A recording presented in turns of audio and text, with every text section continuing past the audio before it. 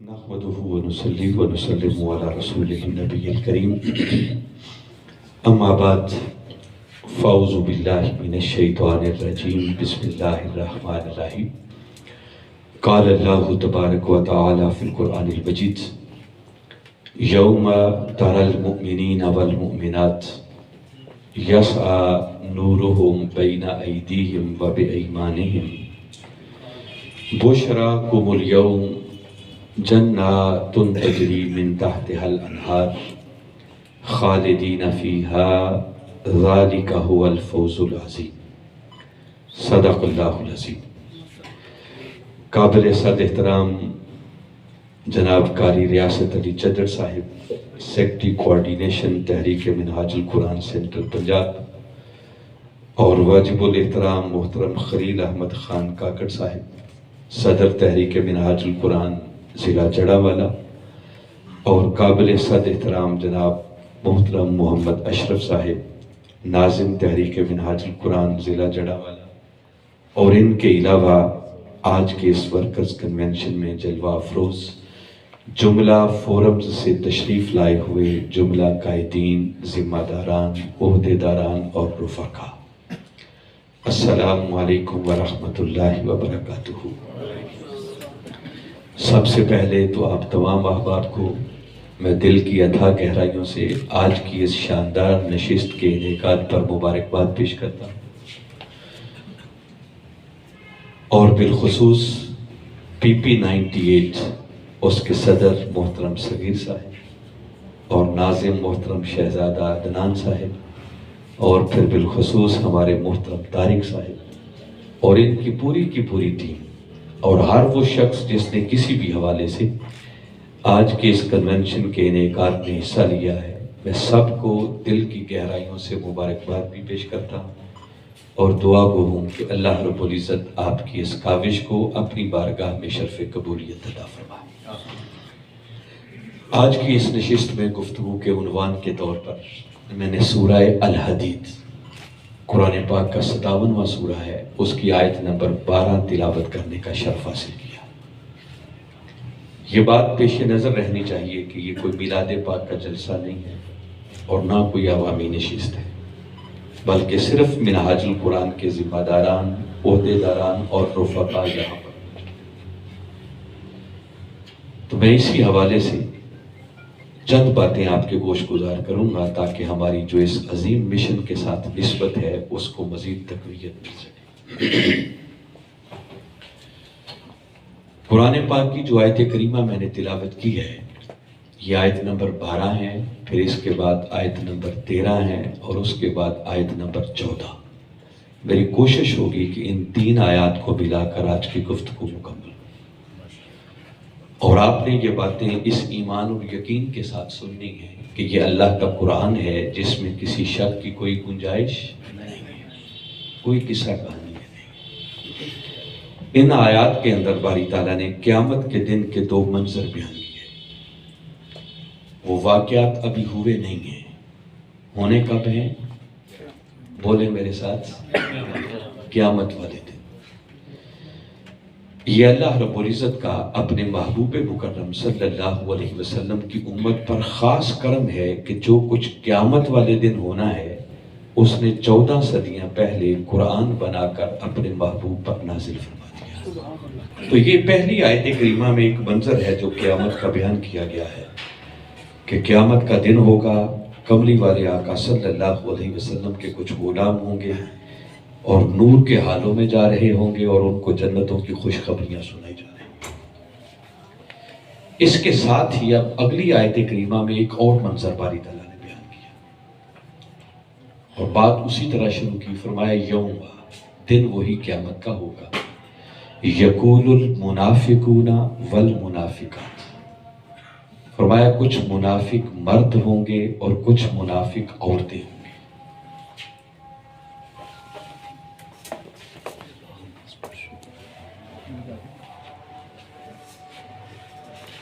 کچھ منافق مرد ہوں گے اور کچھ منافق عورتیں ہوں گی۔ یقول، وہ کہہ رہے ہوں گے، آوازیں دے رہے ہوں گے، پکار رہے ہوں گے، ندائیں دے رہے ہوں گے، کسے؟ اللہ کو نہیں، قرآن پاک کے اگلے الفاظ ہیں للذین آمنوا، وہ ایمان والوں کو آوازیں دیں گے۔ کون سے ایمان والے؟ جن کا ذکر ابھی پچھلی آیت میں گزرا ہے کہ کچھ مومن مرد اور کچھ مومن عورتیں ہوں گی جو نور کے حالوں میں جا رہے ہوں گے۔ وہ منافق جب ان نور والوں کو دیکھیں گے، اللہ کے ولیوں کو دیکھیں گے، آقا کے غلاموں کو دیکھیں گے، تو قرآن کہتا ہے کہ وہ قیامت والے دن خدا کو نہیں بلکہ ان نور والوں کو پکاریں گے، اور ان نور والوں کو آواز دے کر کہیں گے انظرونا، کہ اے نور والو ذرا رک کر ایک نظر کرم ہمارے اوپر بھی کر۔ یہ لفظ بڑا خاص ہے جو قرآن نے استعمال کیا ہے، اور یقیناً اللہ کا بیان ہے تو اس میں شک کی تو کوئی گنجائش نہیں ہے۔ کیا کلمہ استعمال کریں گے؟ انظرونا، یہ نظر سے نکلا ہے۔ ان نور والوں سے کہیں گے کہ اللہ کے ولیوں ذرا ایک توجہ، ایک نظر کرم ہمارے اوپر بھی کر دو۔ آپ معلوم ہے نا، کبھی کبھی ہم ایک شعر پڑھتے ہیں اور کہتے ہیں یا رسول اللہ انظر حالنا، اے اللہ کے رسول صلی اللہ علیہ وسلم ہمارے اوپر نظر کرم کیجیے۔ اور جب ہم یوں کہتے ہیں تو کئی لوگوں کی طبیعت ایسے ہی خواہ میں خراب ہو جاتی ہے۔ وہ کہتے ہیں معاذ اللہ شرک ہو گیا، رسول نے کیا نظر کرم کرنی ہے۔ قرآن بتاتا ہے کہ جب قیامت کا دن ہوگا نا، کملی والے آقا صلی اللہ علیہ وسلم کی شان کے تو کیا کہنے ہوں گے، ان کے غلاموں کی شان کا یہ عالم ہوگا کہ کچھ منافق جو آج شرک کی رٹ لگاتے ہیں نا کہ یہ غلط ہے، وہ جب ان نور والوں کو دیکھیں گے تو انہیں پکار کر کہیں گے کہ اے نور والو ذرا ہمارے اوپر بھی ایک نظر کرم کر دو، کیونکہ قیامت والے دن سب کی عقلیں ٹھکانے آ جائیں گی، اس دن سب کی سمجھیں درست ہو جائیں گی۔ اچھا کیوں نظر کرم کر دو؟ آگے اس کی وجہ بیان کی، نقتبس من نورکم، ہمارے اوپر نظر کرم کر دو تاکہ ہم بھی تمہارے نور میں سے تھوڑا سا نور لے لیں، کیونکہ اس دن نور کی ضرورت پڑے گی۔ اور وہ نور والوں کو کہیں گے کہ ذرا ہمارے اوپر ایک توجہ کر دو تاکہ ہم بھی تمہارے نور میں سے تھوڑا سا حصہ مل جائے۔ اب یہاں روک کر میں 3 باتوں پر فوکس کرنا چاہ رہا ہوں اور آپ کی توجہ چاہ رہا ہوں، جس کا جواب ہم قرآن کی روشنی میں ڈھونڈیں گے۔ وہ جن منافقوں کا ذکر ہو رہا ہے کہ کچھ منافق مرد ہوں گے اور کچھ منافق عورتیں ہوں گی، انہوں نے 3 کام کیے ہیں۔ پہلا کام تو یہ کیا کہ انہوں نے اس دنیا میں نہیں مانگا بلکہ قیامت والے دن کھڑے ہو کے مانگا، اور دوسرا کام انہوں نے یہ کیا کہ اللہ سے نہیں مانگا بلکہ اللہ کے بندوں سے مانگا۔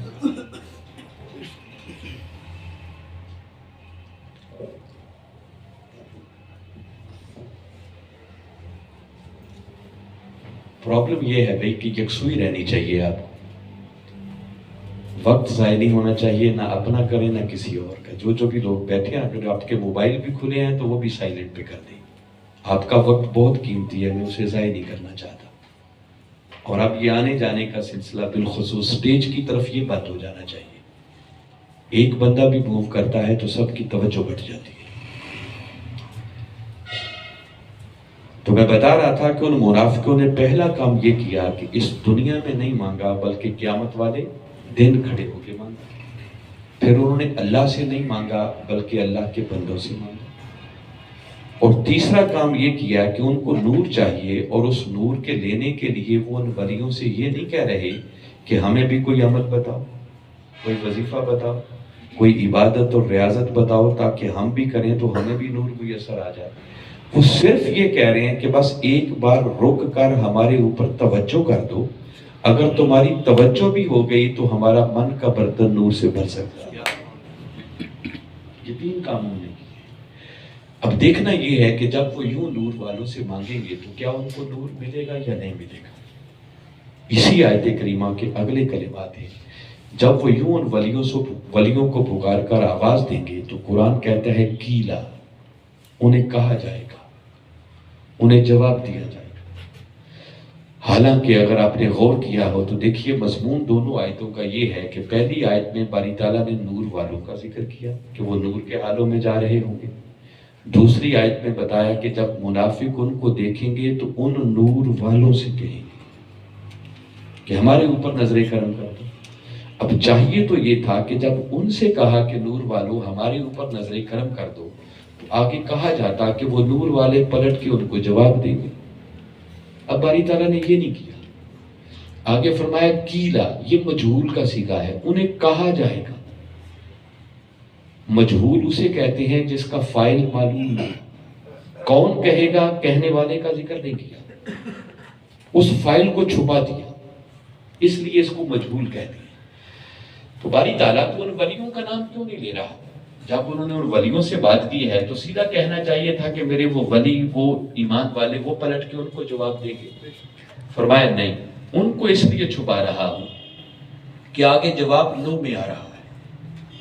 कहना यह है कि तुम्हें नूर नहीं मिलेगा, तो चूंकि जवाब नो में है और मेरी गैरत को यह गवारा नहीं है कि जवाब ना में हो और मेरे वलियों की जुबान से निकल जाए।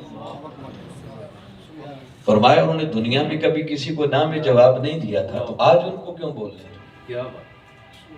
क्योंकि ये उस आका के गुलाम है ना, जिनकी शान ये है कि आला हजरत ने एक जुमला कहा था कि एक लफ्ज नहीं है जो तेरे लब पे नहीं। आपने कभी ना में जवाब नहीं दिया था किसी को। जो भी आता वो झोलियां भर भर के जाता। कोई दुनिया मांगता उसे दुनिया अता कर देते, कोई आखिरत मांगता उसे आखिरत अता कर देते। तो फरमाया जब ये वहां ना नहीं करते थे तो आज इनकी जुबान से नो का जवाब क्यों निकला? तो मौला फिर कौन कहेगा? फरमाया तुम्हें इससे क्या गर्ज, मुमकिन है मैं खुद ही जवाब दे दूं, किसी फरिश्ते की भी लगा दो, ये मांग रहे हैं नहीं कह दो आज नहीं मिल सकता। मगर वलियों को नहीं बोलने कीला, उन्हें कहा जाएगा। अच्छा क्या कहा जाएगा? उन मुनाफिकों से कहा जाएगा इरजिऊ वराअकुम, क़यामत के दिन खड़े होकर मांगने वाले मुनाफिकों, ये नूर यहां नहीं मिलता, ये नूर चाहिए तो पलट के पीछे जाओ, ये उस दुनिया में मिलता है। इरजिऊ वराअकुम, पलट के पीछे जाओ और पलट के जाकर वहां क्या करो? फल तामिसू नूरा, और वहां जाकर फिर इस नूर की भीख मांगो। क्या ये जो लफ्ज है ना फल तामिसू, ये फा ताकीद के लिए है। ये भाई इनकी आंखें क्यों बंद है भाई? मैं चाहता हूं आप मुझे देखें, आप इस तरह सो जाएंगे। या तो चश्मे तसव्वुर में क़यामत का मंजर आप देख रहे हैं पूरा, आंखें खोल के रखनी है, वरना मुझे भी नींद आ सकती है। आप मेरे बिल्कुल फ्रंट सीट पे बैठे हैं ना, फ्रंट सीट पे सोना मना होता है। आप ध्यान रखें, आंखें खोल के बैठना है, ये खतरनाक काम है। तो बड़ी तवज्जो से सुनने वाली बात है। लफ्ज है फल तामिसू, फा ताकीद के लिए है, इसको अलग कर दें। असल लफ्ज है इल तामिसू, ये लफ्ज निकला है इल्तिमास से, और ये लफ्ज हम उर्दू जुबान में इस्तेमाल करते हैं। इल्तिमास का माना होता है गुजारिश करना, इल्तिजा करना, रिक्वेस्ट करना, भीख मांगना। फरमाया मुनाफिकों, ये नूर आज यहां नहीं मिलता, नूर चाहिए तो पलट के पीछे जाओ और वहां जाकर इस नूर की भीख मांगो, इसके लिए रिक्वेस्ट करो।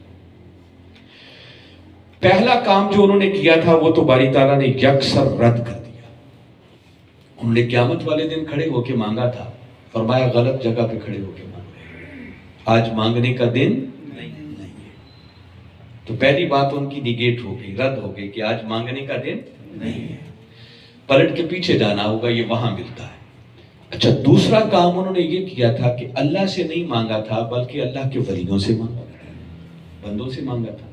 तो जैसे बारी ताला ने एक बात को रद्द फरमा दिया कि आज नहीं मिलता, पलट के पीछे जाओ, तो चाहिए था साथ ये भी फरमाया जाता कि गलत जगह के खड़े होके मांग रहे हो, नूर चाहिए तो पीछे जाओ और खबरदार वहां जाकर मेरे बंदों से नहीं मांगना बल्कि मुझसे मांगना। ये तो अल्लाह ने कहा ही नहीं, मैंने आयत पढ़ दी है ना, क्या अल्लाह ने ये हुक्म दिया कि वहां जाकर मुझसे मांगना? नहीं, बस इतना हुक्म दिया फल तामिसू नूरा, फरमाया वहां जाके नूर की भीख मांगो। मौला कैसे? फरमाया जिनसे आज मांग रहे हो मांगना इन्हीं से है। اس پر کوئی کمنٹ ہی نہیں کیا، خاموشی اختیار کی، اس کا مطلب اس کی اجازت دی تھی۔ فرمایا مانگنا میرے بندوں سے ہے، ملے گا بھی ان سے بھیک مانگنی ہے، ان سے خیرات مانگنی ہے۔ اور تیسری بات انہوں نے جو کہا تھا انظرونا، ہمارے اوپر توجہ ہی کر دو۔ باری تعالیٰ نے اس پر بھی کوئی تبصرہ نہیں کیا، نہیں کہا کہ پیچھے جاؤ پلٹ کے میرے ولیوں سے جڑو، پھر ان سے کوئی اپنی رہنمائی کے لیے کوئی تعلیمات لینا، کوئی ان کے اوراد و وظائف لینا، پھر کوئی چلے کرنا، عبادت کرنا، ریاضت کرنا، مجاہدے کرنا، کوئی ایسی بات نہیں۔ اس کا مطلب یہ نہیں کہ ضرورت نہیں کرنے کی، وہ جو جتنا کرے گا نور علی نور، اتنا ہی اس کا نور بڑھتا چلا جائے گا، مگر وہ جو انہوں نے کہا تھا انظرونا، اس پر کوئی کمنٹ نہیں کیا۔ فرمایا ہاں پلٹ کے پیچھے جاؤ، وہاں جا کر میرے ولیوں سے مانگو، اور اگر میرے کسی ولی نے خوش ہو کر تمہارے اوپر فقط توجہ ہی کر دی نا، تو تمہاری توجہ، اس کی توجہ سے بھی تمہارا من کا برتن نور سے بھر جائے گا۔ یہ ہے یہاں تک اس کا مضمون۔ آگے باری تعالیٰ نے فرمایا، آیت وہی چل رہی ہے، فرمایا فَضُرِبَ بَيْنَهُمْ بِسُورٍ، اس کے بعد ان کے درمیان ایک پردہ آ جائے گا، دیوار آ جائے گی۔ وہ ولی نور والے آگے چلے جائیں گے، منافق پیچھے رہ جائیں گے، درمیان میں پردہ آ جائے گا، لَهُ باب، جس کے اندر ایک دروازہ ہوگا، باطنُهُ فِيهِ الرَّحْمَةُ، اور اس پردے اور دیوار کے اندر کی جانب ساری رحمت ہی رحمت ہوگی، وَمِن ظَاهِرِهِ قِبَلِهِ الْعَذَابُ، اور اس کے باہر کی جانب سارا عذاب ہی عذاب ہوگا۔ اچھا جب اتنی بات ہوگی، اب اگلی بات بھی بڑی قابل غور ہے، توجہ کریں۔ پہلے میں ترجمہ کر لیتا ہوں تینوں آیتوں کا، پھر اگلا مضمون سمجھاتا ہوں۔ جب وہ نور والے آگے چلے جائیں گے، درمیان میں پردہ آ جائے گا، منافق پیچھے رہ جائیں گے، تو قرآن کہتا ہے، اب باری تعالیٰ اس کی منظر کشی کر رہے ہیں، فرمایا کہ وہ منافق پردے کے پیچھے سے ایک ایفرٹ پھر کریں گے۔ یہ بھی قرآن نے بیان کیا، جب وہ ولی آگے چلے جائیں گے نا نور والے، تو وہ پردے کے پیچھے سے ان کو ایک آواز دیں گے، اور آواز دے کر کہیں گے ینادونہم، یہ قرآن کے لفظ ہیں، وہ منافق انہیں آواز دیں گے، ندا دیں گے، اور ان ولیوں کو آواز دے کے کہیں گے الم نکم معکم، اے اللہ والو، اے ولیو، آج ہمیں چھوڑ کے یہاں جا رہے ہو، بتاؤ کیا دنیا میں ہم تمہارے ساتھ نہیں ہوتے تھے؟ وہ جب سنیں گے نا تو اب وہ ولی پلٹ کے جواب دیں گے۔ قرآن کہتا ہے کالو، وہ پلٹ کے کہیں گے بلا، کیوں نہیں، ہاں تم درست کہہ رہے ہو، تم ہمارے ساتھ ہی ہوتے تھے، وَلَكِنَّكُمْ فَتَنْتُمْ أَنفُسَكُمْ، مگر ہمارے ساتھ رہ کر بھی تم ہر وقت فتنوں میں مبتلا رہتے تھے، وَتَرَبَّصْتُمْ، اور صرف فتنوں میں مبتلا نہیں رہتے تھے بلکہ ہمارے ساتھ ہو کر بھی ہمیشہ ہمارا برا چاہتے تھے، ہمارا بھلا نہیں کرتے تھے، نقصان کرتے تھے، وَارْتَبْتُمْ، اور ہمارے ساتھ ہوتے ہوئے بھی ہماری باتوں پر تمہارا یقین نہیں ہوتا تھا۔ وَارْتَبْتُمْ، یہ ریب سے نکلا ہے، تم ریب میں رہتے تھے، شک میں رہتے تھے، شکوک و شبہات ہی تمہاری جان نہیں چھوڑتے تھے۔ وَارْتَبْتُمْ، فرمایا تم ریب میں رہتے تھے، شک میں رہتے تھے، وَغَرَّتْكُمُ الْأَمَانِي، اور تمہاری جھوٹی امیدوں نے تمہیں غارت کر دیا، ہلاک کر دیا، حَتَّى جَاءَ أَمْرُ اللَّهِ، یہاں تک کہ اللہ کا امر یعنی موت کا وقت آ پہنچا، وَغَرَّكُمْ بِاللَّهِ الْغُرُورُ، اور بدبخت شیطان نے تمہیں گمراہ کیے رکھا اور تمہیں حقیقت سمجھ میں نہیں آتی تھی۔ یہ ہے ان تین آیتوں کا مضمون جو قیامت والے دن ہوگا، اور باری تعالیٰ نے 14 صدیاں پہلے یہ قرآن میں بیان کیا۔ میرا آپ لوگوں سے سادہ سا سوال یہ ہے کہ یہ جو تین آیتیں اتنی تفصیل کے ساتھ باری تعالیٰ نے قرآن میں بھیجی، کیا اس لیے بھیجی ہوئی ہیں کہ ہم پڑھ پڑھ کے محض انجوائے کریں کہ قیامت والے دن ایسا بھی ہو؟ ہماری تفریح تباہ کے لیے تو نہیں بھیجی نا۔ قرآن کا ایک ایک لفظ تو کیا، ایک ایک حرف، وہ بھی ہمارے لیے ہدایت ہے۔ تو باری تعالیٰ ان 3 آیتوں کو، جس کے ایک ایک حرف کے پڑھنے پر بھی آپ کو 10 نیکیاں ملتی ہیں، اس نے جو قرآن بنا رکھا ہے وہ اس لیے بنا رکھا ہے کہ دیکھو جب قیامت کا دن آئے گا نا تو تم وہاں پھنسے کھڑے ہو، اور اس وقت جب میرے نور والے ولی آگے نور کے ساتھ جا رہے ہوں گے نا، اور تم ان کو آواز دو گے کہ ہمارے اوپر بھی ایک نظر کرم کر دو، اس وقت تمہیں کہا جائے گا کہ نور یہاں نہیں ملتا، پلٹ کے پیچھے جاؤ، تو وہاں سے تو تم آ کوئی نہیں سکو گے۔ آج تمہیں اس لیے بتا رہے ہیں کہ جہاں آنے کے لیے کہا جائے گا آج تم وہاں موجود ہو، اور میرے نور والے بھی موجود ہیں۔ بے شک بے شک۔ آج ان کے ساتھ جڑو، آج ان کے ساتھ جڑنے کا حق ادا کرو، اور اگر تم نے جڑنے کا حق ادا کر دیا اور میرے اس مرد مومن نے خوش ہو کر فقط تمہارے اوپر توجہ ہی کر دی نا، تو تمہارا دنیا کا مسئلہ بھی حل ہو جائے گا، قیامت کا مسئلہ بھی حل۔ سبحان اللہ سبحان اللہ۔ اس لیے باری تعالیٰ نے یہ قرآن کی آیتیں بیان کی۔ اب آپ چونکہ سارے منہاج القرآن سے وابستہ لوگ بیٹھے ہیں، غیر تو ہے نہیں، آپ لوگوں کو ایک خوشخبری سنانا چاہ رہا اور مبارکباد دینا چاہ رہا ہوں۔ دیکھیے نور والوں کی بات ہوئی ہے، یہ بات علی وجہ البصیرت میں اس وقت پورے ایمان اور یقین کے ساتھ کہہ رہا۔ اللہ کہہ رہا ہے نا پلٹ کے پیچھے جاؤ اور وہاں جا کر ان سے نور کی بھیک مانگو، ان کے ساتھ جڑو، کسی نور والے سے جڑو، ان سے مانگو۔ تو میں آپ کو یہ مبارکباد دے رہا ہوں کہ جس ہستی کے ساتھ اللہ نے ہمیں اس وقت جوڑ رکھا ہے نا، اس وقت روئے زمین پر ان سے بڑھ کر کوئی نور والا ہے ہی نہیں۔ تو جب ان سے بڑھ کر کوئی نور والا نہیں ہے تو یاد رکھو ان سے بڑھ کر کوئی نور بانٹنے والا بھی نہیں ہے۔ کیا خیال ہے؟ دل مانتا ہے؟ جی کس کس کا مانتا ہے؟ بھلا ہاتھ کھڑا کریں۔ آپ چونکہ سارے ہی اپنے بیٹھے ہوئے ہیں، محبت کرنے والے ہیں، تو آپ کا تو دل آواز دیتا ہے کہ بات درست ہے۔ اگر یہ اوپر مجمع میں بات کہی جائے تو لوگ تو پکڑ لیں گے کہ علامہ صاحب کہا کیا ہے۔ میں پھر دوہرا رہا ہوں، میں کہہ رہا ہوں کہ اس وقت روئے زمین پر، میں کوئی چھوٹی موٹی بات نہیں کر رہا، میں پھر دوہرا رہا ہوں اپنے جملے، اور میں جوش خطابت میں نہیں کہہ رہا، میں بہوش و حواس یہ بات کہہ رہا ہوں۔ اس وقت روئے زمین پر ہمارے قائد، ہمارے شیخ، ہمارے مربی، ان سے بڑھ کر کوئی نور والا ہے ہی نہیں۔ اگر کوئی غیر سنے گا تو وہ تو کہے گا دلیل دو اس پر۔ آپ کے دل تو مانتے ہیں، تو میں چاہتا ہوں خالی دل نہ مانے، ساتھ یہ بھی مانے، تاکہ کوئی آپ سے پوچھے تو آپ اسے سمجھا سکیں۔ اچھا نور کن کو ملتا ہے؟ پہلے یہ سن لے نور والے کون ہیں، یہ بھی قرآن سے پوچھتے ہیں۔ سورہ زمر قرآن پاک کا 39واں سورہ ہے، جس میں باری تعالیٰ نے فرمایا افمن شرح اللہ صدرہ للاسلام، فرمایا اللہ جس شخص کا سینہ اسلام کے لیے کھول دیتا ہے اس کے لیے فرمایا فَهُوَ عَلَى نُورٍ مِّن رَبِّهِ، تو فرمایا وہ خوش نصیب اپنے رب کی طرف سے ایک نور پر فائز ہو جاتا ہے۔ دیکھیے میں بالکل 2 جمع 2 4 کی طرح بتا رہا ہوں، قرآن کی بات ہے۔ باری تعالیٰ فرما رہے ہیں کہ اللہ جس شخص کا سینہ اسلام کے لیے کھول دو، کیا مطلب؟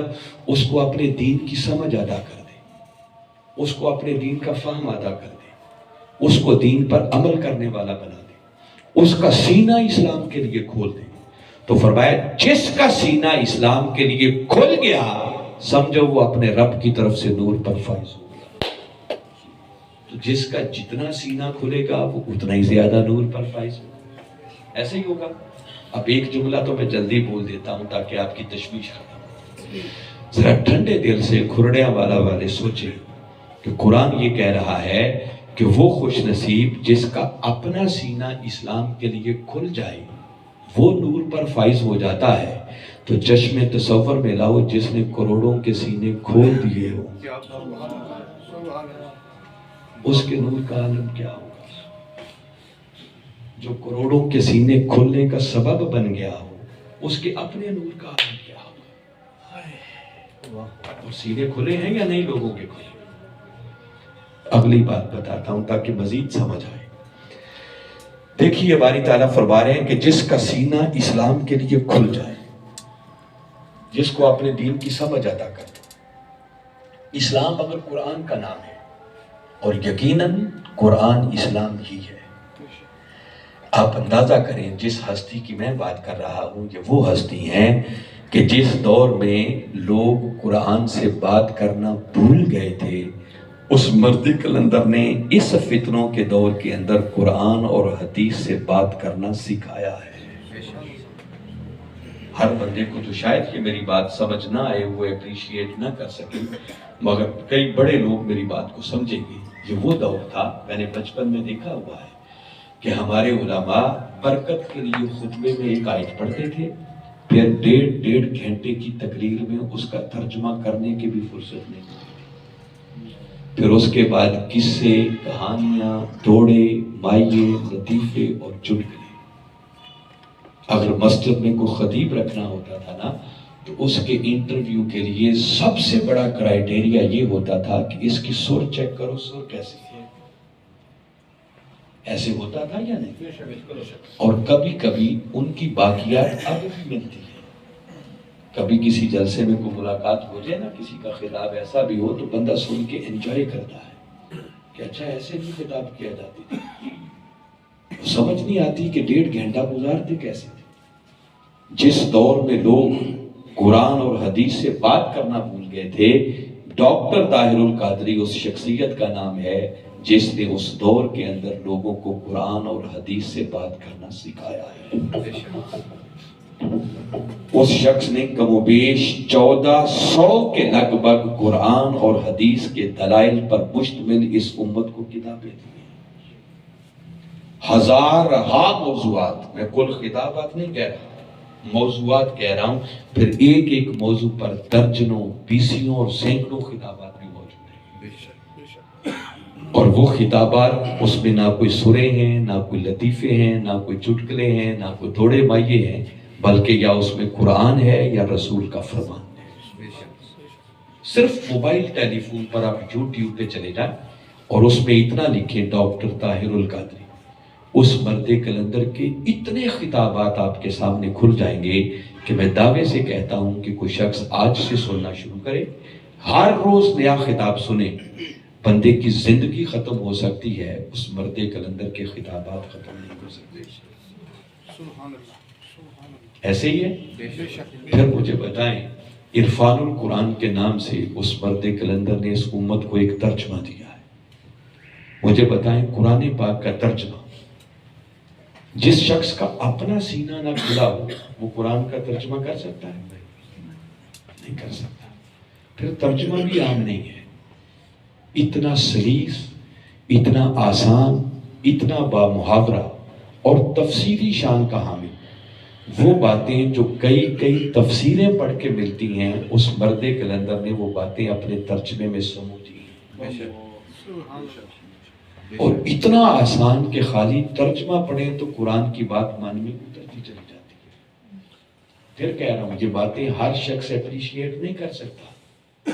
یہ بات وہ سمجھ سکتا ہے جس نے کبھی 2، 4، 5، 7 ترجمے رکھ کر کمپیریٹیو اسٹڈی کی ہو۔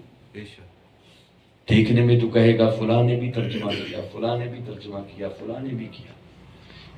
جس نے بھی ترجمہ کیا ہے وہ ہمارے سروں کا تاج ہے۔ قرآن کا ترجمہ وہی کرتا ہے جس پر اللہ اور اس کے رسول کا کرم ہوتا ہے۔ یہ بغیر سینہ کھلے کہ کوئی قرآن کا ترجمہ نہیں کر سکتا، یہ کرم ہوتا ہے۔ میں صرف سمجھانے کے لیے نوجوانوں کو بتا رہا ہوں تاکہ گھر جا کے آپ پڑھیں۔ ہمارے سروں کا چین، ہمارے سروں کا تاج اور ہمارے دلوں کا سکون اور چین، عظیم البرکت اعلیٰ حضرت امام احمد رضا خان بریلوی رحمۃ اللہ تعالی جو پچھلی صدی کے مجدد ہوئے، ان کا ایک ترجمہ ہے جس کا نام ہے کنز الایمان۔ کیا ترجمہ ہے؟ کنز الایمان۔ میں آپ کو دعوت دے رہا ہوں، آپ پڑھیے گا جا کے۔ میں نے بتایا وہ ہمارے سروں کا تاج ہے، ہمارے امام ہیں، صدی کے مجدد ہیں۔ انہوں نے ترجمہ کیا ہے، اپنے حالات کے تقاضوں کو سامنے رکھ کے کیا۔ اس دور میں سائنس نے جو کچھ بتایا تھا اس کو دیکھا ہوگا، اور ان کی لینگویج زبان بھی اپنے علاقے کی ہوگی۔ آپ اس ترجمے کو رکھ کے پڑھیں عظیم ہستی ہیں، مگر ترجمہ پڑھ کے پڑھنے والا خود الجھ جاتا ہے کہ یہاں بات کیا ہوئی۔ یہ آپ کو پڑھنے سے سمجھ آئے گی، اور پھر اسی آیت کا ترجمہ جب وہ سمجھ نہ آ رہا ہو تو پھر عرفان القرآن کو پڑھنا، اور آپ کو روز روشن کی طرح سمجھ آئے گی کہ ڈاکٹر طاہر القادری نے اس دور کو سامنے رکھتے ہوئے کتنا آسان اور سلیس اور جدید دور کے تقاضوں کو پورا کرنے والا ترجمہ اس امت کو عطا کیا ہے۔ پھر خالی اس نے ترجمہ نہیں کیا، 8 جلدوں پر مشتمل قرآنی انسائکلوپیڈیا اس امت کو دیا۔ سبحان اللہ۔ اس کی آخری 3 جلدیں تو الگ پیٹرن پر ہیں، باقی کتنی بچی؟ 5۔ ان کو دیکھیں تو ان میں سے پہلی جلد کا 3/4 وہ صرف فہرست ہے، جنہوں نے پڑھا ہوگا ان کو اندازہ ہے، باقی تقریباً 4 جلدیں بچی۔ ان 4 جلدوں کو اگر دیکھیں تو 4 جلدوں کے اندر اس مرد کلندر نے 5000 موضوعات پر قرآن کا تجزیہ انالیسز امت کو دیا ہے کہ کس کس سبجیکٹ پر باری تعالیٰ نے قرآن میں کس مقام پر کیا کہا ہے۔ آپ کوئی موضوع ذہن میں لائیں، اس موضوع پر قرآن کی ساری آیتیں جو اس موضوع سے ریلیٹڈ ہیں وہ ایک جگہ پر اکٹھی۔ یہ کام کوئی مہینے، 2 مہینے، سال، 2 سال میں مکمل ہونے والا نہیں ہے۔ قبلہ حضور نے خود فرمایا کہ بیٹے یہ کم و بیش میری 50 سالہ محنت کا نتیجہ ہے۔ اللہ اکبر، اللہ۔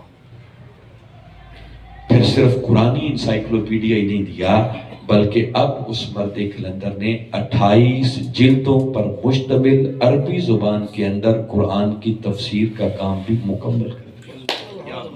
سبحان اللہ۔ یہ 28 جلدیں ابھی انہوں نے مکمل کی ہیں، ابھی اس پر ورکنگ ہو رہی ہے، کام ہو رہا ہے، حوالہ جات لگ رہے ہیں، کمپوزنگ ہو رہی ہیں، مختلف اس کے اسپیکٹ ابھی جو ہیں ان کو کمپلیٹ کیا جا رہا ہے۔ اور چونکہ قبلہ حضور اللہ ان کی عمر بہت لمبی کرے، نزول کا سلسلہ ایک جاری ہے، کچھ بعید نہیں ہے کہ جب تک وہ چھپ کے آئے تو جلدیں 28 سے 40 ہو چکی۔ وہ تو کتاب چھپتی ہے نا، ایک ایڈیشن آتا ہے، جب اگلی بار ایڈیشن آتا ہے تو اس کی جلدیں بدل جاتی ہیں، اور ابھی نیا قرآنی انسائکلوپیڈیا آئے گا تو جلدیں بڑھ جائیں گی، کیونکہ نزول کا سلسلہ جاری ہے۔ اب 28 جلدوں پر عربی زبان میں قرآن کی تفسیر یہ کوئی آسان کام نہیں ہے۔ یہ میں نے ایک اسپیکٹ تھوڑے وقت میں چاہتا ہوں کہ موٹی موٹی باتیں۔ پھر اگر اسلام حدیث کا نام ہے، اور اس میں کوئی شک نہیں قرآن اور سنت ملیں تو تب جا کر اسلام بنتا ہے۔ حدیث پر اس مرد کلندر نے وہ کام کیا ہے جو 6 صدیوں کے بعد دوبارہ ہوا ہے۔ کتنی صدیوں کے بعد؟ یہ گیپ ہے درمیان میں۔ یہ نہیں ہے کہ حدیث کی کتابیں نہیں لکھی گئی، چھوٹی موٹی کتابیں لوگوں نے بڑی لکھی، ترتیب دی۔ اس شخص نے جو کام کیا ہے نا محدثانہ طرز پر، وہ جو گیپ رہا ہے 6 صدیوں کے بعد دوبارہ کیا ہے، وہ جس طرح حدیث کے بڑے بڑے امام ابواب بندی کرتے تھے، ترجمۃ الباب قائم کرتے تھے نا، اس دور کے تقاضوں کے مطابق انہوں نے نئی ابواب بندی کی ہے۔ اور کم و بیش میرا خیال ہے کہ 250 کے لگ بھگ حدیث کی کتابیں ان کی آ چکی ہیں، جن میں 40 الگ ہیں، پھر 1 جلدوں والی، 2 جلدوں والی، 3 جلدوں والی، اور اب کم و بیش 45 جلدوں پر مشتمل حدیث کا انسائکلوپیڈیا بھی وہ شخص مکمل کر چکا ہے۔ کتنی جلدوں پر مشتمل؟ 45۔ ادھر میں نے 4 جلدیں آپ کو بتائی ہیں قرآن انسائکلوپیڈیا کی، جس میں 5000 موضوعات پر قرآن کا انالیسس ہے۔ تو میں سوچتا ہوں کہ جس دن وہ 45 جلدوں والا حدیث کا انسائکلوپیڈیا سامنے آئے گا تو معلوم نہیں اس میں کتنے ہزار موضوعات پر کملی والے آقا صلی اللہ علیہ وسلم کی لاکھوں احادیث کا انالیسس ہوگا کہ کب کس موضوع پر کملی والے آقا نے کہاں کیا فرمایا تھا۔ سبحان اللہ۔ صرف اتنی کی بات ہی اگر سامنے رکھیں تو اب میں پھر آپ کو واپس اسی جگہ پہ لانا چاہ رہا ہوں۔ مجھے بتائیں کہ جس شخص کے دن اور راتیں، شامیں اور صبح یوں قرآن اور حدیث کی صحبت میں گزر رہی ہوں، اس مرد کلندر کے نور کا عالم کیا ہوگا۔ اتنا بڑا کام جو اس نے قرآن اور حدیث پر کیا ہے، کیا یہ سینہ کھلے بغیر کر دیا ہے؟ اور میں بتا رہا ہوں کہ جس کا سینہ جتنا کھلتا ہے اس کا نور بھی اتنا ہی زیادہ ہوتا ہے. جو میں نے کہا تھا نا، روئے زمین پر ان سے بڑھ کر نور والا کوئی نہیں. میں آپ کو دعوت دے رہا ہوں، چیلنج کر رہا ہوں، میری اصلاح کیجئے. کیا عرب کیا عجم، اس صدی کے اندر اگر قرآن اور حدیث پر کسی شخص نے اتنا کام کیا ہے، آج کل سوشل میڈیا کا دور ہے، نیٹ پہ ہر چیز سامنے آ جاتی، ڈھونڈیں، تلاش کریں. آپ کو دعوت دے رہا ہوں، کوئی مل جائے تو مجھے بھی بتائیں تاکہ میں بھی اپنی اصلاح کروں. جب آپ ڈھونڈنے ملیں گے تو اس صدی کے اندر اتنا کام قرآن و حدیث پر کرنے والا کوئی شخص آپ کو نہیں ملے گا. جب نہیں ملے گا تو ماننا پڑے گا کہ پھر قرآن اور حدیث کے لیے سب سے زیادہ سینہ بھی اللہ نے اسی مرد کلندر کا کھولا ہے. سبحان اللہ. اور جس کا سینہ جتنا کھلے گا اس کو نور بھی اتنا ہی ملے گا. بات پلے پڑی. یہ میں نے بڑی مختصر سی بات آپ کو بتائی. اس لیے میں نے کہا کہ میں علی وجہ البصیرت یہ کہہ رہا ہوں کہ اللہ نے جس ہستی کے ساتھ ہمیں جوڑا ہے نا، خدا کی قسم روئے زمین پر اس وقت ان سے بڑھ کر نور والا کوئی نہیں. یہ ہمارے اوپر کرم ہوا کہ اللہ نے ہمیں جوڑ دیا. مگر یاد رکھیں آگے پھر جوڑنے کے کچھ تقاضے ہوتے ہیں. اللہ ان لوگوں کو نور بھی دیتا ہے اور ان کو نور بانٹنے کا معاملہ بھی کرتا ہے. اور یہ جو نور والے لوگ ہوتے ہیں نا، میں ایک لفظ کہہ رہا ہوں، بڑی توجہ سے سنیں اس کو. اب اس سے بہتر لفظ مجھے مل نہیں رہا، کوئی ہیلپ کیجئے گا میری. یہ نور والے لوگ جو ہوتے ہیں نا، یہ بڑے گھاک قسم کے لوگ ہوتے ہیں. سمجھ آئی یہ بات؟ ان سے بڑا سمجھدار کوئی نہیں ہوتا، ان سے بڑا میچیور کوئی نہیں ہوتا. اللہ ڈیوٹی لگاتا ہے، وہ جو توجہ سے نور ملتا ہے نا، یہ ہر کسی پر توجہ نہیں کرتے. کوئی کہے کہ ان کا کیا بگڑتا ہے، کرتے جائیں توجہ نہیں کرتے. میں نے کہا نا یہ ان سے بڑا سمجھدار کوئی نہیں ہوتا. کیوں؟ آپ کو ایک سادہ مثال دیتا ہوں کہ دیہاتوں کے اندر آپ نے دیکھا ہوگا کہ لوگ ایک دوسرے کے گھروں میں دودھ لینے جاتے ہیں. ایک گھر میں دودھ دینے والی بھینس ہے، باقی گھروں میں نہیں ہے، تو لوگ اپنے اپنے برتن لے کے جاتے ہیں. ایک خاتون بیٹھی ہوتی ہے، جو برتن لے کے آتا ہے وہ اس کے برتن میں دودھ ڈالتی جاتی ہے. مگر اگر کوئی ایسا آئے جس کا برتن گندا ہو تو وہ خاتون اس گندے برتن میں دودھ نہیں ڈالتی. وہ کہتی ہے دودھ اللہ کا نور ہے، اسے گندے برتن میں کیسے ڈال.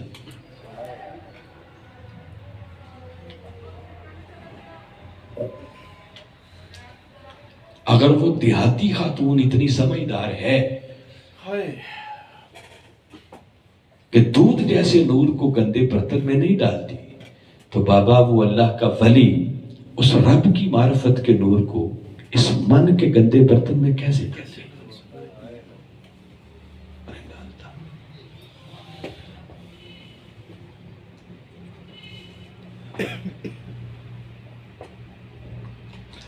وہ توجہ وہاں کرتا ہے جو تھوڑا رگڑا لگائے، برتن کو مانجے اور پھر اس کو سیدھا کر کے لے کے آئے. پھر دینے میں دیر کوئی نہیں لگتی. وہ کرتے صرف ایک توجہ ہی ہے، صرف ایک توجہ. مولانا اشرف علی تھانوی نے اپنی 2 کتابوں میں درج کی ہے یہ بات. امداد اللہ مہاجر مکی انہوں نے یہ بیان کی اور انہوں نے آگے 2 کتابوں میں درج کیا باقاعدہ.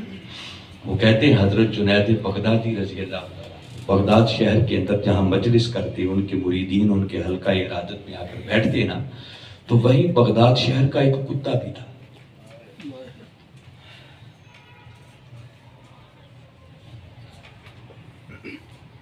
جو باقاعدگی سے آتا، کچھ فاصلے پر ادب سے گھٹنے ٹیک کے بیٹھ جاتا اور محبت سے جنید بغدادی کے چہرے کو تکتا رہتا. کئی کتوں کو بھی اللہ شعور دے دیتا.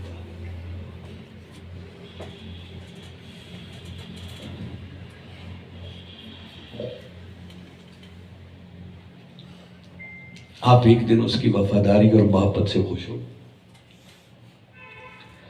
اور خوش ہو کہ اس کی طرف بس توجہ جو ہوئی، نظر جو اٹھی، تو کہتے ہیں اس کتے کو وہ فیض ملا کہ پھر وہ کتا جہاں جا کر بغداد کی گلیوں میں بیٹھتا، کبھی 20 کبھی 30 کبھی 40 کتے اس کے ارد گرد ادب سے گھٹنے ٹیک کے دائرہ بنا کے بیٹھ جایا کرتے تھے۔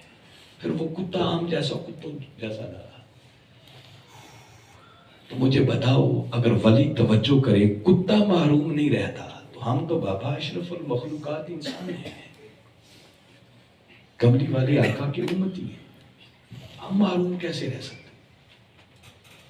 مگر تقاضا ہے جڑنے کا، کچھ رگڑا لگانا پڑتا ہے، ان لوگوں سے لینے کے کچھ تقاضے ہیں۔ آپ پوچھیں گے تقاضے کیا ہیں؟ تفصیل میں تو میں نہیں جاتا، میں موٹی بات بتا رہا ہوں، یاد رکھیں۔ سب سے پہلا جب ایسے لوگوں کے ساتھ جڑے نا تو جڑنے کا پہلا تقاضا یہ ہے کہ اپنی زبانوں کو بند کر دیا جائے۔ کیا؟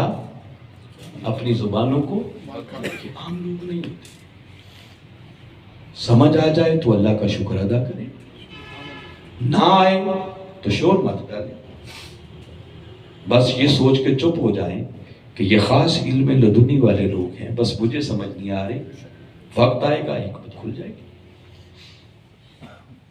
کوئی پوچھے کہاں سے ملی یہ بات؟ آئیے آپ کو قرآن بتاتا ہوں۔ پہلے تو میں نے ایک بات سنائی نا، آئیے آپ وہی بات قرآن سے سناتا ہوں تاکہ سمجھ آئے۔ یہ اللہ کا قرآن ہے، قرآن ہماری ہدایت کے لیے ہے۔ قرآن کی ایک سورت ہے سورہ کہف، اور اس میں اصحاب کہف کا ایک واقعہ ہے۔ وہ عیسیٰ علیہ السلام کے کچھ امت کے جوان تھے، وقت کا ایک ظالم اور جابر بادشاہ تھا جس کا نام تھا دقیانوس۔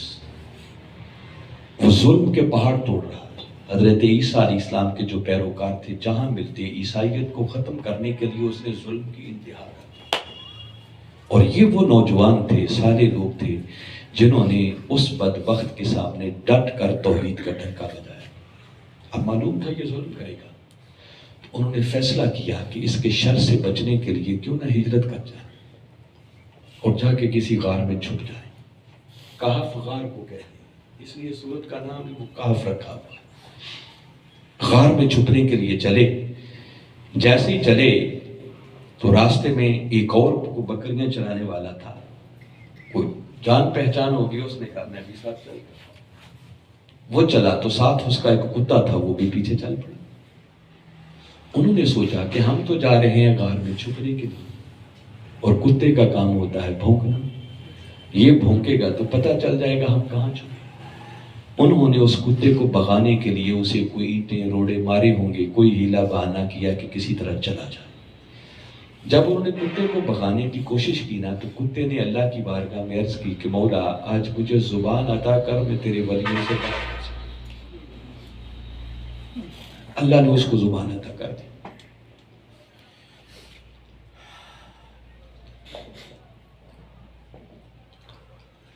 کہتے ہیں وہ کتا اپنی پچھلی 2 ٹانگوں پر کھڑا ہو گیا اور ان ولیوں سے مخاطب ہو کر کہنے لگا کہ ولیوں مجھے مارو نہیں، بھگاؤ نہیں، میں کتا ضرور ہوں مگر بھونکنے والا نہیں ہوں، میں اللہ کے ولیوں سے پیار کرنے والا ہوں۔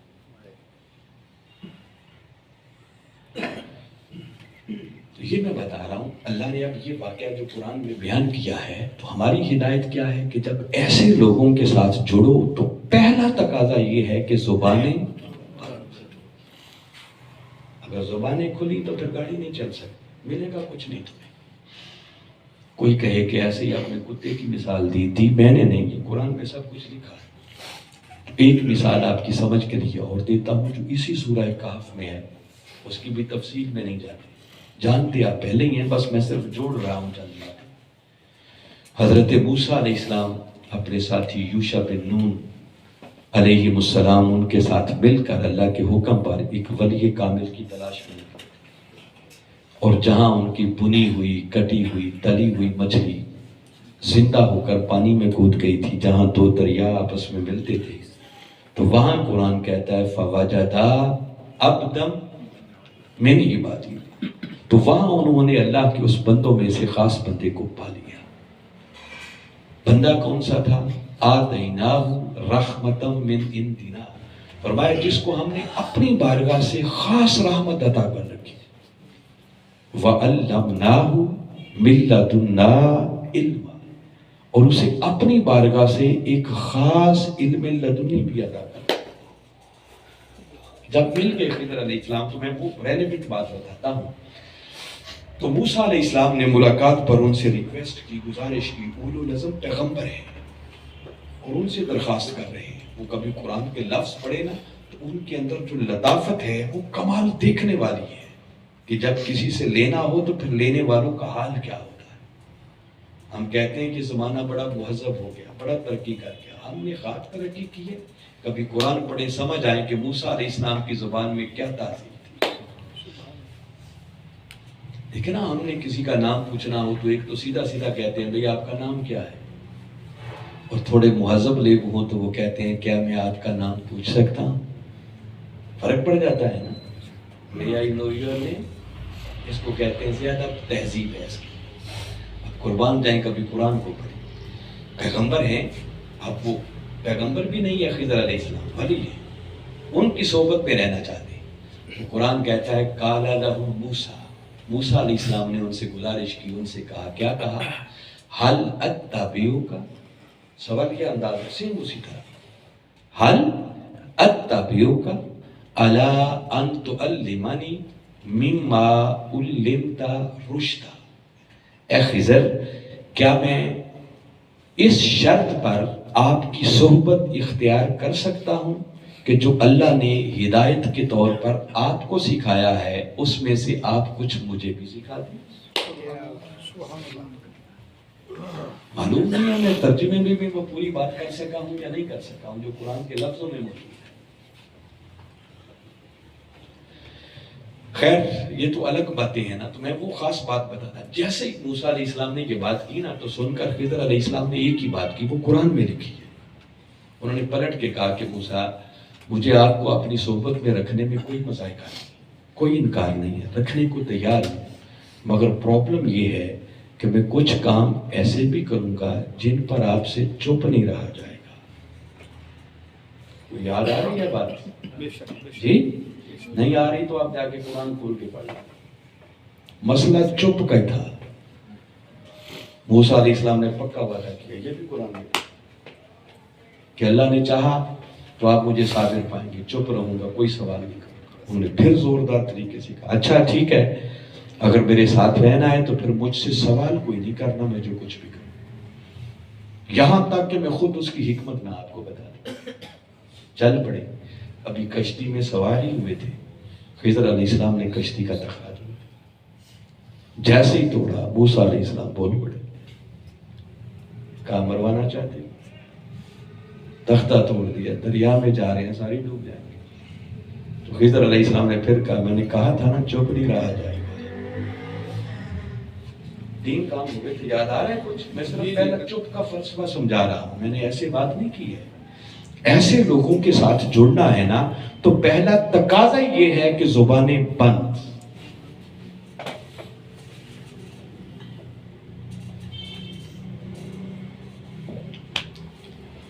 میں تو سمجھ ہی نہیں ابھی۔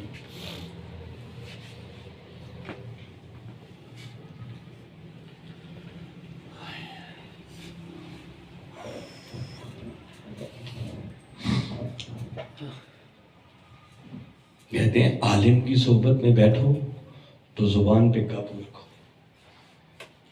اور عارف کی صحبت میں بیٹھو تو دل پہ بھی کنٹرول رکھو۔ سبحان اللہ۔ پھر عقلوں کے چراغ گل کرنے پڑتے، پھر ملتا ہے کچھ۔ اور ہمارے ہاں تو ہفتہ نہیں گزرتا، مہینہ نہیں گزرتا، 3 مہینے نہیں گزرتے، کوئی حقیقی آزادی مارچ شروع ہو گیا، کوئی نئی حکومت بن گئی، کوئی نیا وزیر اعظم آ گیا، اندر ایک اچھل کود شروع ہو جاتی ہے۔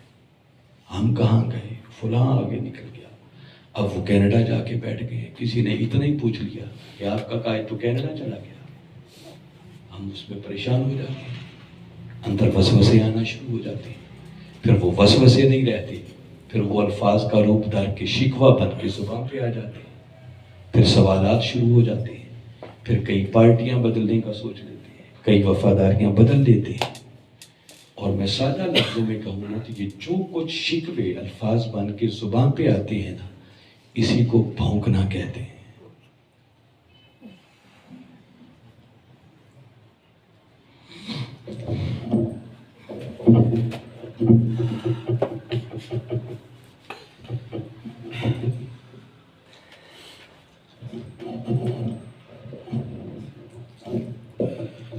پھر کہتے ہیں ملتا کچھ نہیں، ملے کیسے؟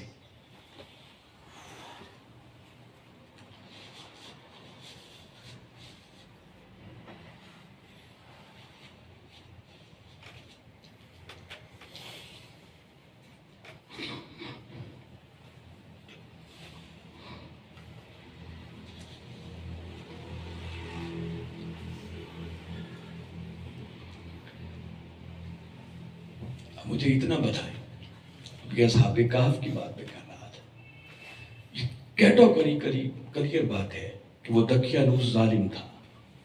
کون تھا؟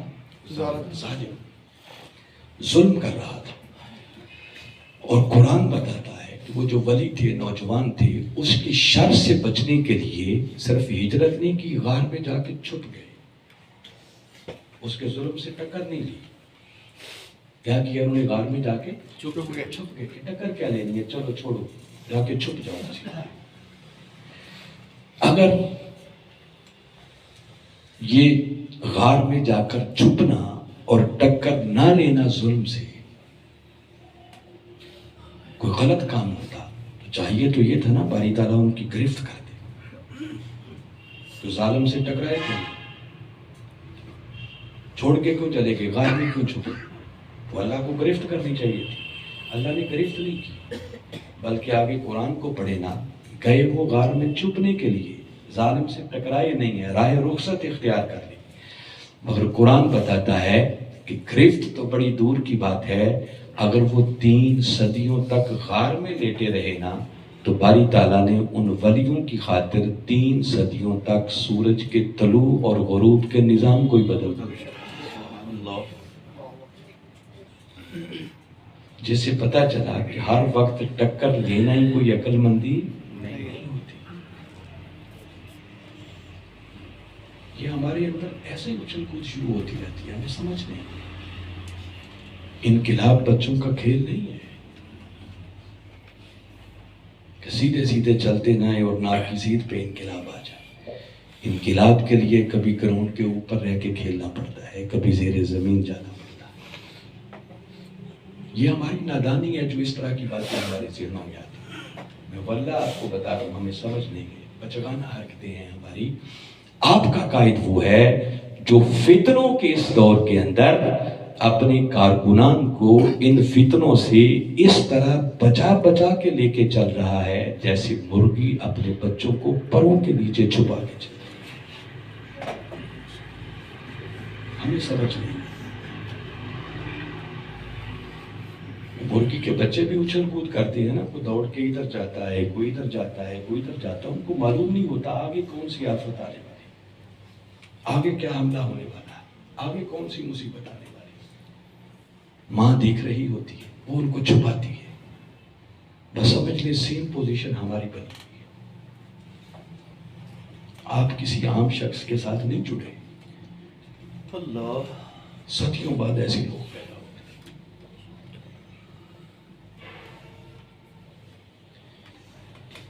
ہماری صورتحال تو یہ ہے، میں بڑے بڑے لوگوں کو، میں صرف آپ کی بات نہیں کر رہا، یہ تو بس قدرتی کچھ باتیں شروع ہو گئی ہیں تو ہوتی جا رہی ہیں، تو میں آپ کو بتا رہا ہوں، اوپر آ چونکہ میرا واسطہ تنظیموں کے ساتھ ہے، میں ملتا رہتا ہوں، دیکھتا رہتا ہوں۔ ہمارے لوگ بڑے بڑے پرانے لوگ، بڑی بڑی خدمت کی ہے، کبھی کسی کو اچھی کرسی نہ ملے، کسی کی منشا کے مطابق بات نہ ہو، کوئی تنظیم اس سے اختلاف کر لے، کسی جگہ گئے لوگوں نے رسپانس کوئی نہیں دیا، کسی کارکن نے بات نہیں مانی، تو ہم جٹ استعفیٰ لے کے گئے، یہاں عزت ہی کوئی نہیں، یہاں پوچھتا ہی کوئی نہیں، بات ہی کوئی نہیں سنتا، کیا کریں ہم؟ جہاں جاب کرتے ہیں، نوکری کرتے ہیں، وہاں معلوم نہیں کیا کیا کچھ نہیں ہوتا ہے یا نہیں ہوتا. مگر کبھی ریزائن کیا کسی نے؟ مہینے بعد تنخواہ جو ملتی ہوتی، وہاں سب کچھ گوارا ہے، مگر اللہ کے دین کے لیے معمولی سی بات بھی گوارا نہیں. لگتا یوں ہے اس ایٹیچیوڈ سے، اس طرز عمل سے، کہ جیسے اللہ اور اس کے رسول پر ہم کوئی احسان چڑھاتے ہیں یہ دین کا کام کر کے. نہیں کرتے. تو اللہ کیا تمہارا محتاج ہے؟ تم محتاج نہیں. یہ تو اس کا کرم ہے کہ اس نے تمہیں موقع دے رکھا. اور نادان ہوگا وہ شخص کہ مالک نوکری دے اور وہ آ کے بھاگتا پھرے. پیاری نہ.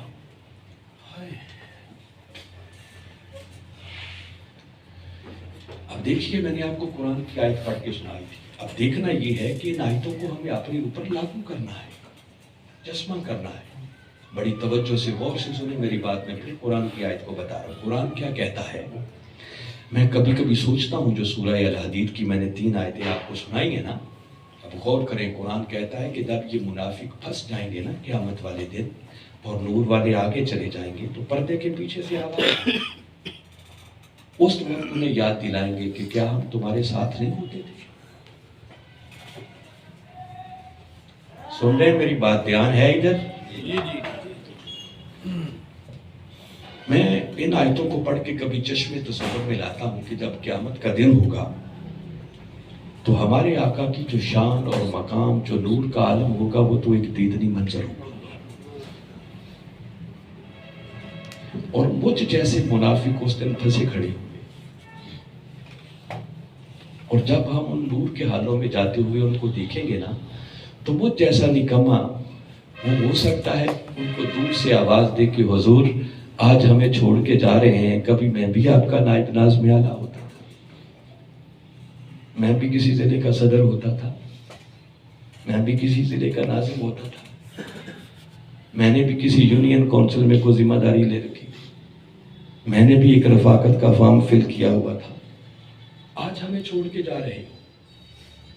اگر یہ اس وقت آواز آ گئی کہ ہاں ٹھیک ہے تمہیں ذمہ داری ملی تھی، رفاقت کا فارم بھی فل کیا تھا، مگر بتاؤ ساتھ رہ کے کیا تم نے فتنوں میں مبتلا نہیں کر رکھا تھا؟ ہمارے ساتھ رہ کر کیا ہمارا بھلا کرتے تھے یا ہمارا نقصان کیا کرتے تھے؟ تمہاری وجہ سے مشن آگے بڑھتا تھا یا مشن پیچھے جاتا تھا؟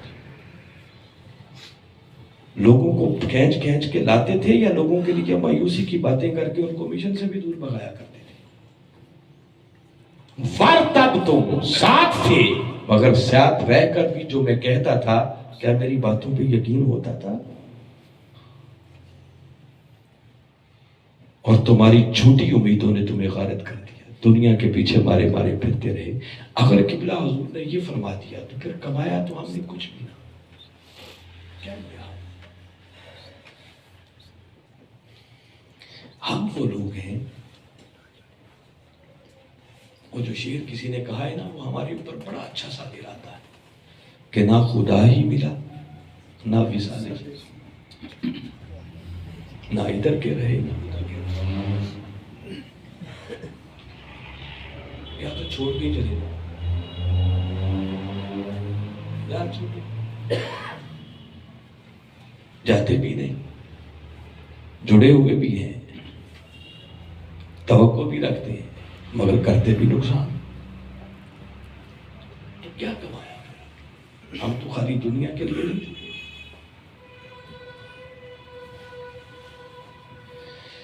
پھر اس کے بعد وفادار بننا سیکھو. اگر کچھ پانا ہے نا، ہم نے بتایا ہستی اللہ نے بڑی اونچی دے دی. صدیوں بعد ایسے لوگ آتے ہیں، اس پر کبھی شکر ادا کیا کریں کتنی بڑی اونچی ہستی اللہ نے دی. اور قبلہ حضور سے جملہ میں نے خود سنا ہوا، آپ نے فرمایا بیٹے یہ جو آپ اس تجدیدی تحریک کے ساتھ جڑ گئے ہیں نا، اس میں تمہارا کوئی کمال نہیں ہے. فرمایا کبھی خلف میں بیٹھ کر سوچنا تمہاری پشتوں میں کوئی اللہ کا نیک بندہ یا نیک بندی ایسی گزری ہے جس کے صدقے اللہ نے کرم آپ لوگوں پر کر رکھا ہے کہ اس صدی میں اس تجدیدی تحریک کے ساتھ تمہیں جوڑ دیا ہے. ہمیں مفت میں ملا ہوا ہے.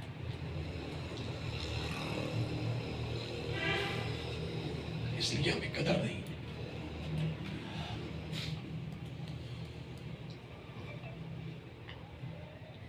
پھر جڑ گئے ہو تو وفادار بنو.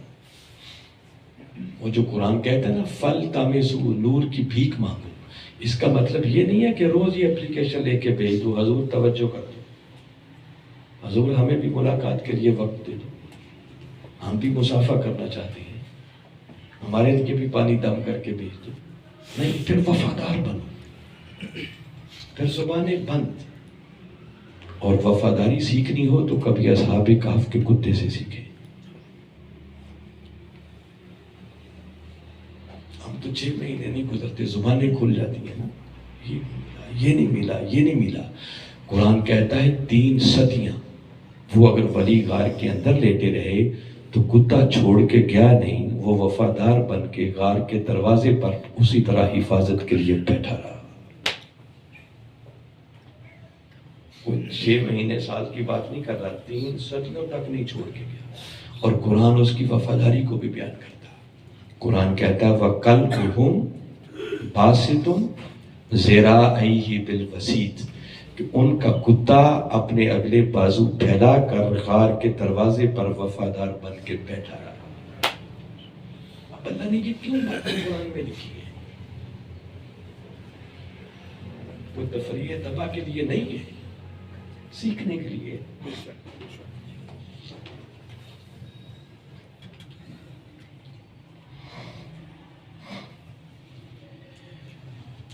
اس کتے جتنے وفادار اگر ہم بن جائے نا تو کچھ مل جائے.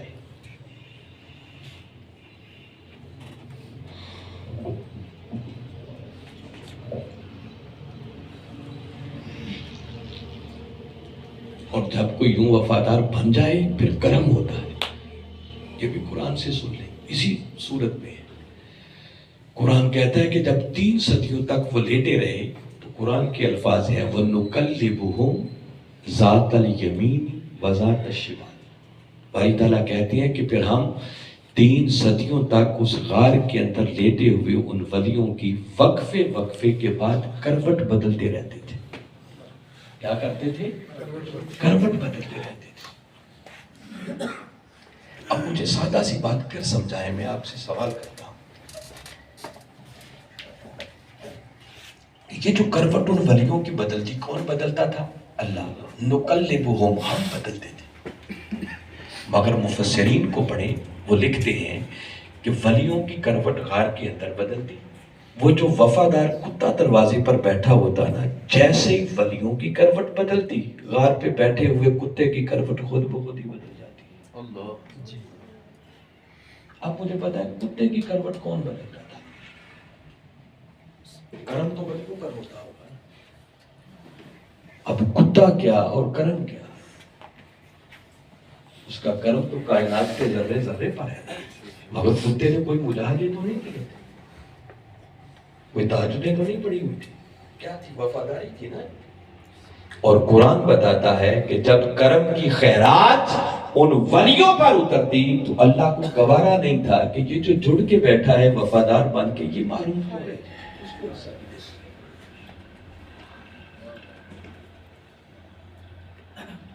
اگر کتا وفادار بن کے جڑ جائے, وہ محروم نہیں رہتا. تو بابا ہم تو آقا کی امتی ہیں, اشرف المخلوقات ہیں, جڑیں تو صحیح,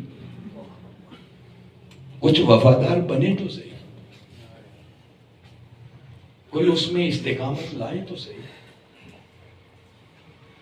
محبت, پھر مطابعت اور پھر استقامت, یہ 3 چیزیں ہیں ضروری. پھر ملتا ہے کچھ. خیر بات بہت لمبی ہو جائے گی, میں صرف اتنی بات بتا رہا ہوں آپ لوگوں کو کہ یاد رکھیں, یہ بات اپنے من کی تختیوں پر لکھ لیں. جس تحریک کے ساتھ ہم جڑے ہیں اور جس قیادت کے ساتھ جڑے ہیں نا, میں پھر یہ بات پورے ایمان اور یقین سے کہہ رہا ہوں. فتنوں کے اس دور کے اندر منہاج القرآن اور قبلہ حضور کی صحبت اور سنگت یہ کشتی نوح کی مانند ہے. کیا کہا ہے میں نے نے جو ملا ان باتوں کو تولے. آج رات کو جا کر جب لیٹے نا تو سوچے میں نے کیا کہا ہے. جب طوفان نوح آیا تھا نا تو بچہ وہی تھا جو ان کی کشتی میں سوار ہو گیا تھا. جس نے انکار کیا وہ غرق ہو گیا. اب وہ کشتی نوح ایک ضرب المثل بن گئی ہے. جس دور میں ہم ہیں نا ہر طرف فتنوں کا ایک طوفان ہے. ایمان کے لیے فتنے, عمل کے لیے فتنے, عقیدے کے لیے فتنے, سیاست کے اندر فتنے, تعلیم کے اندر فتنے, اولادوں کی تربیت کے لیے فتنے, ہر طرف فتنے فتنے. اور اس فتنوں کے دور میں جو شخص منہاج القرآن کی کشتی میں سوار ہو جائے گا نا, خدا کی قسم اللہ اسے دنیا کے فتنوں سے بھی بچائے گا, اسے قبر کے فتنوں سے بھی بچائے گا, اور اسے حشر کے فتنوں سے بھی بچائے گا. اتنی بڑی نعمت.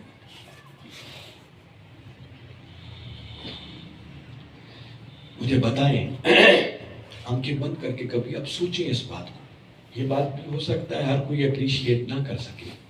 اگر اس صدی کے اندر ڈاکٹر طاہر القادری نہ ہوتا تو کبھی سوچیں, معلوم نہیں ہم جیسے لوگ بھی بد عقیدگی کے کس سیلاب میں بہ چکے. میں صحیح کہہ رہا ہوں یا غلط کہہ رہا ہوں؟ ہمارے لوگ تو قرآن سے بات کرنے کو,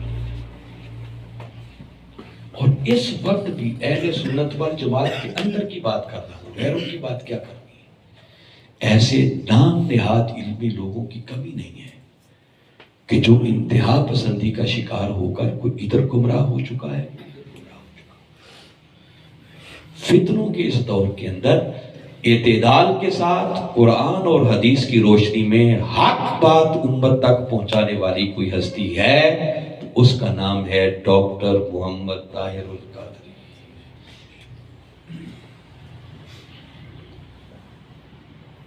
نعمت کی قدر تب ہوتی ہے جب وہ چھن جائے, وہ میسر نہ ہو. مفت میں ملی ہوئی ہو تو بندہ ریئلائز ہی نہیں کرتا, احساس ہی نہیں کرتا. انڈیا کے لوگوں کے جملے اب بھی میرے کانوں میں گونجتے ہیں. جب میں گیا ہوں تو کئی لوگوں نے یہ بات کرنے کہا کہ علامہ صاحب جب آپ واپس جائیں تو حضرت جی کو ہمارا سلام کہنا اور ہماری طرف سے ان کا شکریہ ادا کرنا کہ صرف آپ کے کیو ٹی وی پر چلنے والے خطابات سن سن کر ہماری نسلوں کے ایمان بچ گئے ہیں, ورنہ تباہی کے لیے ایک ذاکر نائک ہی کافی تھا. اور پاکستان میں ایسے ذاکر نائکوں کی کوئی کمی نہیں ہے.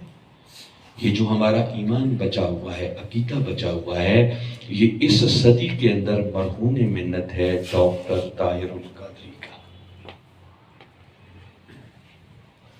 اس لیے میں کہہ رہا ہوں یہ کشتی نوح ہے. جو اس تحریک کے ساتھ جڑتا ہے اللہ اس کے عمل میں برکت ڈالتا ہے. میں یہ نہیں کہتا کہ اس تحریک میں آنے والے سارے فرشتے بن جاتے ہیں. معصوم صرف انبیاء کی ذات ہے. بشری کمیاں, کمزوریاں, کوتاہیاں ہر جگہ موجود ہوتی ہیں. میں ایٹ لارج بات کر رہا ہوں, ان جنرل کہہ رہا ہوں. آپ ایک طرف پیپلز پارٹی کے کارکنان کھڑے کریں, نون لیگ کے کارکنان کھڑے کریں, مقابلے میں منہاج القرآن کے لوگوں کو کھڑا کریں, ان کے کردار میں زمین آسمان کا فرق نظر آئے گا. ہمارے لوگ لاکھوں کی تعداد میں بھی سڑکوں پہ احتجاج کر رہے ہونا تو کبھی کسی کا ایک ٹکے کا نقصان نہیں کریں گے. اور جب وہ نکلتے ہیں تو ان میں اکثر گلو بھٹ ہوتے ہیں جن کا کام ہی لوٹ مار, مار دھاڑ, بلڈنگیں جلا دو, توڑ دو, بسوں کو آگ لگا دو, گاڑیاں توڑ دو, یہ سب کچھ کرتے ہیں. وہ ریڈی والا مل گیا تو سب کچھ ہی اٹھا کے بات. یہ کردار میں فرق بتا رہا ہوں. منہاج القرآن سے جڑے, مگر جڑے پھر سنیں اس پردے کے اندر. اللہ آپ کے دلوں میں نرمی پیدا کرے گا, آپ کو نماز کی توفیق بھی دے دے گا, آپ کے اندر احساس پیدا کرے گا کہ اس میں اللہ اور اس کے رسول کی ناراضگی ہے, اس سے وہ راضی ہوتے ہیں. وہ تھوڑی بہت نماز کی توفیق بھی ملے گی. اس سے بڑھ کر منہاج القرآن کی برکت کیا ہوگی کہ ڈاکٹر طاہر القادری نے فتنوں کے اس دور کے اندر وہ نوجوان جن کی راتیں معلوم نہیں کہاں کہاں بسر ہوتی تھی، ان کے ہاتھوں میں بھی تسبیحات پکڑا کے ان کو درود پاک پڑھنے پہ لگا دیا ہے۔ سبحان اللہ۔ پڑھتے ہیں یا نہیں پڑھتے ہیں؟ کیا ہم سب نے قبلہ حضور سے یہ نہیں سنا ہوگا کہ بیٹے قبر کی پہلی رات آئے گی تمہیں سمجھ آ جائے گی منہاج القرآن کی رفاقت کیا ہے؟ یہ جملہ سنا ہے کسی نے؟ کس کس نے سنا ہے؟ ہاتھ کھڑا کریں۔ درجنوں لوگ ہیں جو ہاتھ کھڑا کر رہے ہیں۔ کیا خیال ہے؟ شک ہے اس بات میں کچھ؟ کہ ہم نے نہیں سن رکھا کہ آپ نے فرمایا ہوا ہے، اور حضور غوث العظم شیخ عبد القادر جیلانی رضی اللہ تعالیٰ عنہ کی طرف سے خوشخبری ہے کہ جو سچے دل سے اس مشن کا رفیق بنے گا وہ ڈائریکٹ حضور غوث پاک کا مرید ہوگا۔ سنی ہوئی ہے بات؟ اور اس سے بڑھ کر ان کا اس مشن پر کرم کیا ہوگا کہ انہوں نے اپنے ایک لاڈلے قدوۃ الاولیاء سیدنا طاہر علاء الدین القادری الگیلانی البغدادی رضی اللہ تعالیٰ عنہ کو ہمیشہ ہمیشہ کے لیے سرپرست بنا کر منہاج القرآن میں بٹھا دیا ہوا ہے۔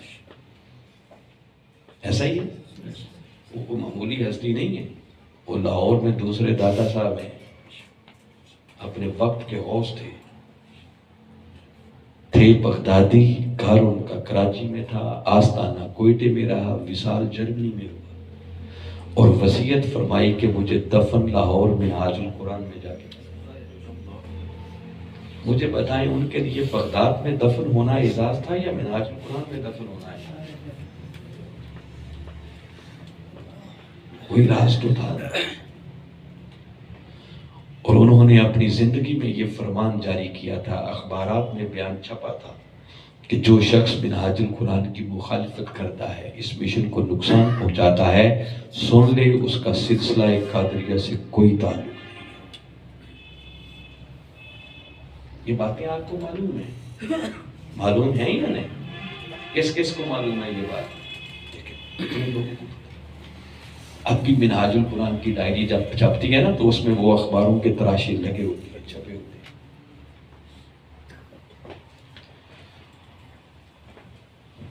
دیکھیں نا، بیٹا یہ کہہ رہا ہے کہ جو نقصان پہنچائے گا اس کا سلسلہ قادریہ سے تعلق ہی کوئی نہیں، اور باپ یہ کہہ رہا ہے کہ جو سچے دل سے رفیق بن جائے وہ ڈائریکٹ ہمارا مرید ہوگا۔ تو مجھے بتائیں، جس خوش نصیب کو قیامت والے دن حضور غوث پاک کے جھنڈے کے نیچے کھڑا ہونا نصیب ہو گیا، کسی کی مجال ہوگی کو میری آنکھ سے بھی اس کی طرف دیکھ سکے؟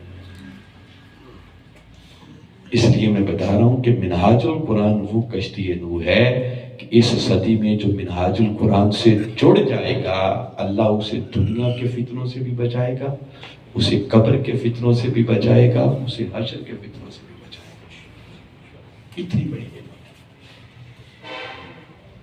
چلیں اینڈ کرتے ہیں۔ یہ چند ٹوٹی پھوٹی باتیں جو میں نے آپ کے سامنے رکھی ہیں، ان کو سن کر جس کا دل مانتا ہے، میرا دل رکھنے کے لیے نہیں، جس کا دل مانے کہ واقعتاً منہاج القرآن وہ عظیم نعمت ہے کہ فتنوں کے اس دور میں کشتی نوح کی مانند ہے، وہ ہاتھ کھڑا کرے۔ کون کرے؟ جن کا دل مانتا ہے دیانتداری سے، ٹھیک ہے، مبارک ہو۔ 100% لوگ نہیں آتے۔ باخری ایمان افروز بات سنا کے بات ختم کر۔ غالباً یہ بات حضرت خواجہ عثمان ہرفنی رضی اللہ تعالیٰ کی، اور آپ شیخ ہیں حضرت خواجہ معین الدین چشتی اجمیری رحمۃ اللہ تعالیٰ۔ آپ کچھ عرصے کے لیے خلوت میں چلے گئے، عبادت کے لیے، جیسے لوگ اعتکاف میں چلے جاتے ہیں، کہ بلا حضور بھی ایک مرتبہ 40 دن خلوت میں رہے تھے۔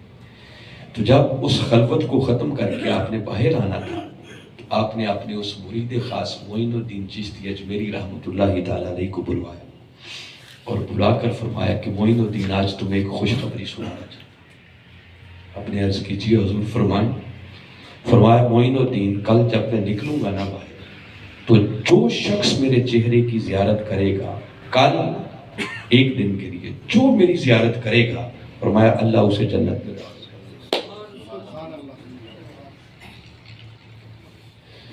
اور اتنی بات کر کے ساتھ ہی فرمایا کہ معین الدین اگر یہ بات آپ نے کسی کو بتائی اس حجرے سے نکلنے کے بعد تو سن لو تمہارا ٹھکانہ جہنم ہوگا.